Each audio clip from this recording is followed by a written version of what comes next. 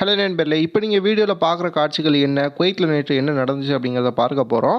June 1ஆம் தேதியிலிருந்து August 1ஆம் தேதி வரைக்கும் பகல் நேரங்களில் தொழிலாளர்கள் வேலை செய்யக்கூடாது அப்படின்னு சொல்லியிருக்காங்க. நிறைய குவைத் பற்றிய முக்கியமான தகவல்கள் இருக்குது. வீடியோ முழுவதுமாக பாருங்கள். அதேபோல் உங்களுடைய பாஸ்போர்ட் குவைத்தி கையில் இருந்துச்சு அப்படின்னா அது குவைத்தில் இல்லீகல். அது சம்மந்தமாகவும் பார்க்க போகிறோம். முதல் செய்தி, குவைத்தில் வரக்கூடிய ஜூன் 1ஆம் தேதியிலிருந்து ஆகஸ்ட் 31ஆம் தேதி வரைக்கும் தொழிலாளர்கள் நேரடி வெயில் படக்கூடிய இடத்துல காலையில் 11 மணிலேருந்து 4 மணி வரைக்கும் வேலை பார்க்கக்கூடாது அப்படிங்கிற அறிவிப்பு வெளியாயிருக்கு. இந்த சட்டம் குவைத் தொழிலாளர்களை பாதுகாப்பதற்காக குவைத் கவர்மெண்ட்டால் ஏற்படுத்தப்பட்ட அற்புதமான சட்டம். ஏன்னா குவைத்தில் வெயில் அப்படிங்கிறது எவ்வளோ இருக்கும் ஜூன் ஜூலையில் அப்படின்ட்டு தெரியும் எல்லாருக்குமே. அந்த நேரத்தில் உங்களுடைய கம்பெனிகள் வெயிலில் வேலை வாங்குறாங்க, வற்புறுத்துறாங்க வேலை செய்ய சொல்லி அப்படின்னா உடனடியாக பப்ளிக் அத்தாரிட்டி ஃபார் மேன் பவருக்கு கம்ப்ளைண்ட்டை ரிஜிஸ்டர் பண்ணுங்கள். குவைத்தினுடைய பப்ளிக் அத்தாரிட்டி ஃபார் மேன் பவருமே குவைத் முழுவதும் ஒரு கண்காணிப்பு குழுவை அமைச்சு கம்பெனிகளை ரைடு பண்ணுவாங்க எப்பொழுதுமே அப்படின்ட்டும் சொல்லியிருக்காங்க.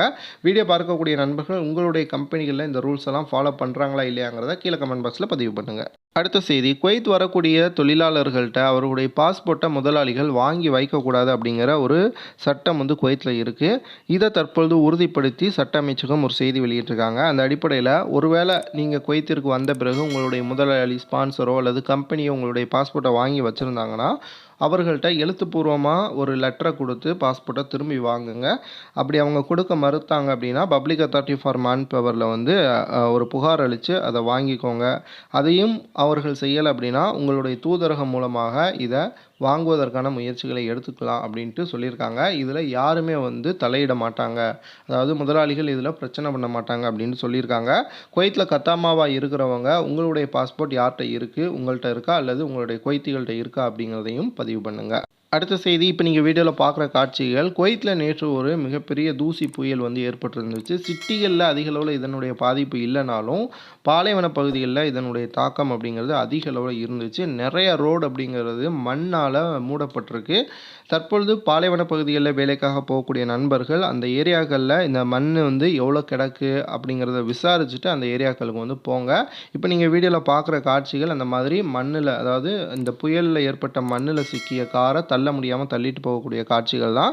ஒருவேளை நீங்கள் டெசர்ட் பகுதியில் வேலைக்கு போகும் பொழுது உங்களுடைய கார் மண்ணில் சிக்கி கிடச்சினாலும் கவலைப்பட வேணாம். 112 அப்படிங்கிற உள்துறை அமைச்சக நம்பருக்கு கால் பண்ணி நீங்கள் சொன்னீங்கன்னா உங்களுக்கு உதவிக்கு ஆள் அனுப்புவாங்க. அடுத்த செய்தி, குவைத்திற்கு புதிதாக வரக்கூடிய வெளிநாட்டவர்களுக்கு ஒரு முக்கியமான அறிவிப்பு வெளியிட்டிருக்காங்க. என்னென்னா, விசா ஸ்டாம்பிங் குவைத்தில் நடப்பதற்கு முன்பு ஒரு மருத்துவ பரிசோதனை நடத்தப்படும். இதில் எய்ட்ஸ் நோயை கண்டறிவதற்கான பாலிமரேஸ் செயின் ரியாக்ஷன் பிசிஆர் எடுக்கப்படும். அப்படி எடுக்கப்படக்கூடிய அந்த பிசிஆருங்கிறது நமக்கு நெகட்டிவாக வந்துச்சுன்னா நம்மளை சொந்த நாட்டிற்கு மீண்டும் அனுப்பி வச்சுருவாங்க. அதுபோல் இதை 2 தடவை 3 தடவை மொத்தமாக செக் பண்ணிக்கலாம். தடவை செக் பண்ணும் பொழுது ஏதாவது தவறு நடந்திருக்கலாம், அதனால் 2 தடவை எக்ஸ்ட்ரா நமக்கு வாய்ப்பு கொடுப்பாங்க. 3 தடவை செக் பண்ணதுலையுமே நமக்கு எய்ட்ஸ் அப்படிங்கிறது இருக்கிற மாதிரி ஒரு தகவல் கிடைச்சாலே நம்மளை திரும்பவும் குவைத்திலிருந்து அனுப்பி வச்சுருவாங்க அப்படின்ட்டு குவைத்தினுடைய டாக்டர் அல் அவாதி அவர்கள் தெரிவிச்சிருக்காங்க. ஓகே நண்பர்களே, இந்த வீடியோ உங்களுக்கு பயனுள்ள தகவலாக இருக்கும் நம்புறேன். வீடியோ பார்க்குறவங்க சேனலை சப்ஸ்கிரைப் பண்ணிட்டு மறக்காமல் லைக் பண்ணுங்கள். உங்களுடைய நண்பர்களுக்கு இந்த வீடியோவை அனுப்பிவிடுங்க.